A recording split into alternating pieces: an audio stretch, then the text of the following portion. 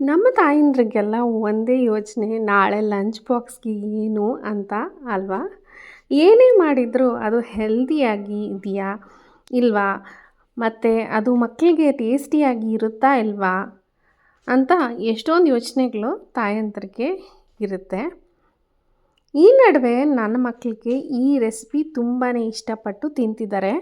ಹಾಗಾಗಿ ಈ ಕಟ್ಲೆಟ್ಸ್‌ನ ನಾನು ಸ್ವಲ್ಪ ಹೆಲ್ದಿಯಾಗಿ ಮಾಡೋಣ ಅಂತಿದ್ದೀನಿ. ಒಂದು ಕಡಾಯಿನಲ್ಲಿ ಎಣ್ಣೆ ಹಾಕ್ಕೊಂಡು ಸಣ್ಣಗೆ ಹೆಚ್ಚಿರುವ ಗೋಡಂಬಿ ಹಾಕಿ ಅದು ಗೋಲ್ಡನ್ ಬ್ರೌನ್ ಆಗುವವರೆಗೂ ಚೆನ್ನಾಗಿ ಹುರ್ಕೋಬೇಕು. ನಂತರ ಖಾರಕ್ಕೆ ಬೇಕಾಗಿರುವಷ್ಟು ಹಸಿಮೆಣಸಿನ್ಕಾಯಿ, ಸಣ್ಣಗೆ ಹೆಚ್ಚಿರುವ ಈರುಳ್ಳಿ, ಶುಂಠಿ ಬೆಳ್ಳುಳ್ಳಿ ಪೇಸ್ಟು, ಬೇಯಿಸಿರುವಂತಹ ಹಸಿ ಬಟಾಣಿ ಮತ್ತು ಜೋಳ ಹಾಕ್ಕೊಂಡು ಚೆನ್ನಾಗಿ ಫ್ರೈ ಮಾಡಬೇಕಾಗತ್ತೆ. ನೀವು ಬೇಕಿದ್ದರೆ ಬಟಾಣಿ ಮತ್ತು ಜೋಳನ ಬ್ಲೆಂಡರ್ನಲ್ಲಿ ಕೋರ್ಸಾಗಿ ಗ್ರೈಂಡ್ ಮಾಡಿ ಹಾಕಬಹುದು. ಈಗ ಹೆಚ್ಚಿರುವ ಮೆಂತ್ಯ ಸೊಪ್ಪು, ತುರಿದಿರುವ ಕ್ಯಾರೆಟು ಹಾಕಿ ಚೆನ್ನಾಗಿ ಹುರ್ಕೋಬೇಕು. ಎಲ್ಲಿವರೆಗೂ ಹುರ್ಕೊಬೇಕು ಅಂತಂದರೆ ಇದು ಹಸಿ ವಾಸನೆ ಎಲ್ಲ ಹೋಗಬೇಕು. ಸೊಪ್ಪಿಂದು ಹಸಿ ವಾಸನೆ ಎಲ್ಲ ಹೋಗಿ ಕ್ಯಾರೆಟು ಸ್ವಲ್ಪ ಬಣ್ಣ ಚೇಂಜ್ ಆಗುತ್ತೆ, ಅಲ್ಲಿವರೆಗೂ ಹುರ್ಕೊಂಡ್ರೆ ಸಾಕಾಗತ್ತೆ. ಇವಾಗ ಈ ತರಕಾರಿಗೆ ಎಷ್ಟು ಬೇಕೋ ಅಷ್ಟು ಮಾತ್ರ ಉಪ್ಪು ಹಾಕ್ಕೋತಾ ಇದ್ದೀನಿ. ಮುಂದೆ ಬೇಕಾಗಿದ್ದರೆ ರುಚಿ ನೋಡಿಕೊಂಡು ಹಾಕ್ಕೊಳ್ಳೋಣ. ಈಗ ಎಲ್ಲ ಮಿಕ್ಸ್ ಮಾಡಿಕೊಂಡು ಸ್ಟವ್ ಆಫ್ ಮಾಡಿಕೊಂಡು ಕಡಾಯಿನ ಪಕ್ಕಕ್ಕೆ ಎತ್ತಿಟ್ಕೋಬೇಕು. ಇದೆಲ್ಲ ಸ್ವಲ್ಪ ಉಗುರು ಬೆಚ್ಚಗೆ ಆದಮೇಲೆ ನಾನು 2 ಟೀ ಗ್ಲಾಸ್ ಆಗುವಷ್ಟು ಕೆಂಪು ಅವಲಕ್ಕಿನ 30 ನಿಮಿಷದವರೆಗೂ ನೆನೆಸಿಟ್ಟಿದ್ದೆ. ಆ ಅವಲಕ್ಕಿನ ಚೆನ್ನಾಗಿ ತೊಳೆದ್ಬಿಟ್ಟು ಒಂದು ಸ್ವಲ್ಪ ನೀರು ಹಾಕಿ ಒಂದು 30 ನಿಮಿಷ ನೆನೆ ಹಾಕಿ ಇಟ್ಬಿಟ್ಟು ಅದನ್ನು ಕೈನಲ್ಲೇ ಸ್ವಲ್ಪ ಸ್ಮ್ಯಾಶ್ ಮಾಡಿ ಇಟ್ಕೋಬೇಕಾಗುತ್ತೆ. ತಣ್ಣಗಾದ ತರಕಾರಿಗೆ 2ರಿಂದ 3 ಆಲೂಗಡ್ಡೆಯನ್ನು ಸಿಪ್ಪೆ ತೆಗೆದು ಸ್ಮ್ಯಾಶ್ ಮಾಡಿ ಅವಲಕ್ಕಿಯನ್ನು ಮತ್ತು ಆಲೂಗಡ್ಡೆ ಸ್ಮ್ಯಾಶ್ ಮಾಡಿರೋದನ್ನು ಹಾಕಿ ಚಾಟ್ ಮಸಾಲ ಒಂದು 2 ಸ್ಪೂನು, ಜೀರಿಗೆ ಪೌಡ್ರು, ಹುರಿದಿರುವ ಜೀರಿಗೆ ಪೌಡ್ರ್ 2 ಸ್ಪೂನು ಮತ್ತು Kashmiri red chilli powder, masala, ರುಚಿಗೆ ಬೇಕಾಗಿರುವಷ್ಟು ಉಪ್ಪು ಮತ್ತು ಸ್ವಲ್ಪ ಪೆಪ್ಪರ್ ಪೌಡರು ಇಷ್ಟನ್ನು ಹಾಕಿ ಚೆನ್ನಾಗಿ ಮಿಕ್ಸ್ ಮಾಡ್ಕೋಬೇಕು. ಇವಾಗ ಉಪ್ಪು ಮತ್ತು ಮಸಾಲೆ ಎಲ್ಲ ಚೆನ್ನಾಗಿ ಹಿಡಿಯೋ ಥರ ಚೆನ್ನಾಗಿ ಕಲಿಸ್ಕೊಳ್ಬೇಕು. ಗೋಡಂಬಿ ಮತ್ತು ಮೆಂತ್ಯ ಸೊಪ್ಪು ಹಾಕಿರೋದ್ರಿಂದ ತುಂಬ ಚೆನ್ನಾಗಿರೋ ಪರಿಮಳ ಬರುತ್ತೆ. ಅಷ್ಟೇ ಅಲ್ಲದೆ ನಾವು ಎಲ್ಲನೂ ಹಸಿದೇ ಹಾಕದೆ ಹುರಿದು ಹಾಕಿರೋದ್ರಿಂದ ಒಳ್ಳೆ ಟೇಸ್ಟ್ ಕೂಡ ಬರುತ್ತೆ. ಹಾಗೆ ಇದನ್ನು ಕಟ್ಲೆಟ್ಸ್ ಅಲ್ಲದೆ ಬರ್ಗರ್ ಪ್ಯಾಟೀಸ್ ಮತ್ತು ರೋಲ್ಸ್ನಲ್ಲಿ ಬೇಕಾದರೂ ಯೂಸ್ ಮಾಡ್ಬೋದು. ನೀವು ಬೇಕಿದ್ದರೆ ಇನ್ನು ಬ್ರಾಕೊಲಿ, ಕಾಲಿಫ್ಲವರ್, ಬೀನ್ಸ್ ಏನೆಲ್ಲ ತರಕಾರಿ ಹಿಡಿಸುತ್ತೋ ನಿಮಗೆ ಅದನ್ನೆಲ್ಲ ಹಾಕಿ ಮಾಡಿ ತುಂಬಾ ಟೇಸ್ಟಿಯಾಗಿ ಬರುತ್ತೆ. ಇದರಲ್ಲಿ 1 ಅಥವಾ 2 ತರಕಾರಿಗಳು ಅಥವಾ ಇಂಗ್ರೀಡಿಯೆಂಟ್ಸ್ ಕಡಿಮೆ ಆದ್ರೂ ಅಷ್ಟೇ ಮೆಂತ್ಯ ಮತ್ತು ಗೋಡಂಬಿನ ಮಾತ್ರ ಮಿಸ್ ಮಾಡ್ದಿರ ಹಾಕಿ ತುಂಬಾ ಚೆನ್ನಾಗಿ ಬರುತ್ತೆ. ಈಗ ನಿಮ್ಗೆ ಇಷ್ಟವಾಗಿರೋ ಶೇಪ್ ಮತ್ತು ಸೈಜ್ನಲ್ಲಿ ಮಾಡಿ. ನಾನು ಇಲ್ಲಿ ಸರ್ಕಲ್ ಶೇಪ್ನಲ್ಲಿ ಮಾಡ್ತಾಯಿದ್ದೀನಿ. ನಾನು ಯಾವಾಗ ಮಾಡಿದರೂ ಜಾಸ್ತಿ ಮಾಡಿ ಅದನ್ನು ಫ್ರೀಸ್ ಮಾಡಿ ಇಟ್ಬಿಡ್ತೀನಿ. ಇದನ್ನು ನೀವು ಫ್ರೀಸ್ ಮಾಡಿ 8ರಿಂದ 10 ದಿನದವರೆಗೂ ಇಟ್ಕೊಂಡು ಯೂಸ್ ಮಾಡ್ಬೋದು. ಸ್ಕೂಲ್ಗೆ, ಟಿಫಿನ್ ಬಾಕ್ಸ್ಗೆ, ಟೀ ಟೈಮ್ ಸ್ನ್ಯಾಕ್ಗೆ ಎಲ್ಲ ತುಂಬಾ ಚೆನ್ನಾಗಿರುತ್ತೆ. ಕಟ್ಲೆಟ್ಸ್ ಎಲ್ಲ ಮಾಡಿದ್ಮೇಲೆ ಸ್ವಲ್ಪ ಮಿಕ್ಸ್ಚರ್ ಮಿಕ್ಕಿರೋದ್ರಿಂದ ಅದಕ್ಕೆ ಸ್ವಲ್ಪ ಒಂದು 2 ಸ್ಪೂನು ಕಡಲೆ ಹಿಟ್ಟು, ಒಂದು 2 ಸ್ಪೂನು ಕಾರ್ನ್ಫ್ಲೋರ್ ಎರಡನ್ನೂ ಹಾಕ್ಕೊಂಡು ಚೆನ್ನಾಗಿ ಮಿಕ್ಸ್ ಮಾಡ್ಕೊತಾ ಇದ್ದೀನಿ.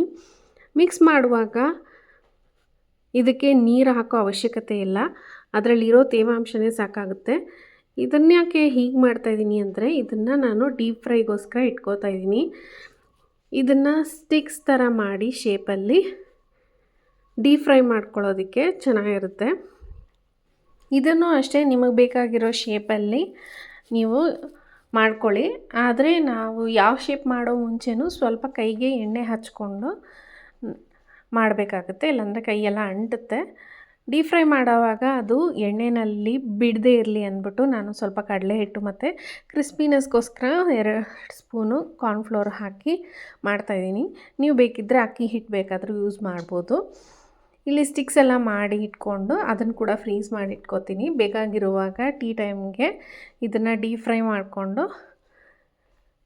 ಮಕ್ಕಳಿಗೆ ಕೊಟ್ಟರೆ ತುಂಬ ಚೆನ್ನಾಗಿರುತ್ತೆ. ಖಂಡಿತ ಟ್ರೈ ಮಾಡಿ. ನಾನ್ ಸ್ಟಿಕ್ ಪ್ಯಾನ್ ಇಟ್ಕೊಂಡಿದ್ದೀನಿ. ಅದು ನಾನ್ ಸ್ಟಿಕ್ ಪ್ಯಾನ್ ಇಟ್ಕೊಂಡ್ರೆ ಒಳ್ಳೆಯದು. ಪ್ಯಾನ್ಗೆ ಸ್ವಲ್ಪ ಎಣ್ಣೆ ಹಾಕ್ಕೊಂಡು ಒಂಚೂರು ಎಣ್ಣೆ ಹಾಕ್ಕೊಂಡ್ರೆ ಸಾಕಾಗುತ್ತೆ. 2-3 ಟೇಬಲ್ ಸ್ಪೂನು ಎಣ್ಣೆ ಹಾಕ್ಕೊಂಡು ಫ್ರೀಸ್ ಮಾಡಿರೋ ಕಟ್ಲೆಟ್ಸ್ ಎಲ್ಲ ಇಟ್ಕೊಂಡು ಆ ಕಡೆ ಈ ಕಡೆ ಗೋಲ್ಡನ್ ಬ್ರೌನ್ ಆಗೋವರೆಗೂ ಬೇಯಿಸ್ಕೊಂಡ್ರೆ ಸಾಕಾಗುತ್ತೆ. ನಾವು ಮುಂಚೆನೇ ಎಲ್ಲ ಇಂಗ್ರೀಡಿಯೆಂಟ್ಸ್ನು ಚೆನ್ನಾಗಿ ಫ್ರೈ ಮಾಡ್ಕೊಂಡಿರೋದ್ರಿಂದ ಇದನ್ನೇನು ನಾವು ಜಾಸ್ತಿ ಹೊತ್ತು ಬೇಯಿಸೋ ಅವಶ್ಯಕತೆ ಇರೋದಿಲ್ಲ.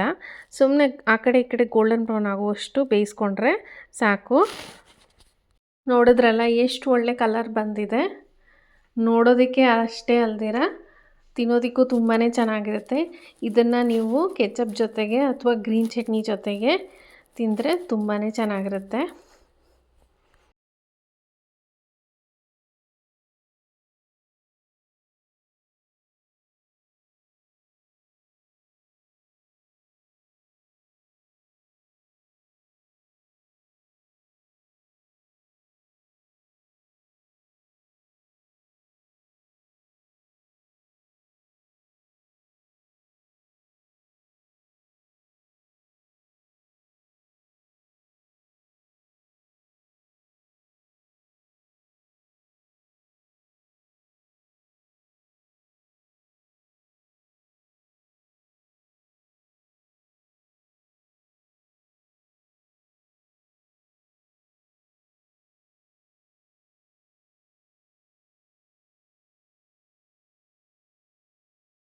ಈಗ ಸ್ಟಿಕ್ಸ್ನ ಡೀಪ್ ಫ್ರೈ ಕೂಡ ಮಾಡಿ ನೋಡೋಣ ಅಂತ ಎಣ್ಣೆಯಲ್ಲಿ ಹಾಕ್ತಾಯಿದ್ದೀನಿ. ಎಣ್ಣೆ ಎಲ್ಲ ಚೆನ್ನಾಗಿ ಕಾದ್ಮೇಲೆ ಒಂದೊಂದೇ ಸ್ಟಿಕ್ಸ್ನ ಎಲ್ಲ ಹಾಕಿ ಮೀಡಿಯಮ್ ಫ್ಲೇಮಲ್ಲಿ ಹುರ್ಕೋಬೇಕು. ಅದು ಗೋಲ್ಡನ್ ಬ್ರೌನ್ ಆದಮೇಲೆ ಅದನ್ನು ತೆಗಿಬೇಕು. ಇದು ಕೂಡ ಅಷ್ಟೇ ತುಂಬಾ ಚೆನ್ನಾಗಿರುತ್ತೆ. ಆದರೆ ನನ್ನ ಫೇವ್ರೇಟು ಕಟ್ಲೆಟ್ಸು. ಕಡಿಮೆ ಎಣ್ಣೆ ಕೂಡ ಇರುತ್ತೆ, ಹಾಗೆ ಹೆಲ್ದಿಯಾಗಿರುತ್ತೆ, ತುಂಬ ಟೇಸ್ಟಿಯಾಗಿ ಕೂಡ ಬರುತ್ತೆ. ಖಂಡಿತ ಟ್ರೈ ಮಾಡಿ. ಹೇಗೆ ಬಂತು ಅಂತ ಅಂದ್ಬಿಟ್ಟು ಕಮೆಂಟ್ ಸೆಕ್ಷನಲ್ಲಿ ತಿಳಿಸಿ. ಸಿಗೋಣ ಮತ್ತೆ ಮುಂದಿನ ರೆಸಿಪಿಯಲ್ಲಿ. ಅಲ್ಲಿವರೆಗೂ ನಮಸ್ಕಾರ.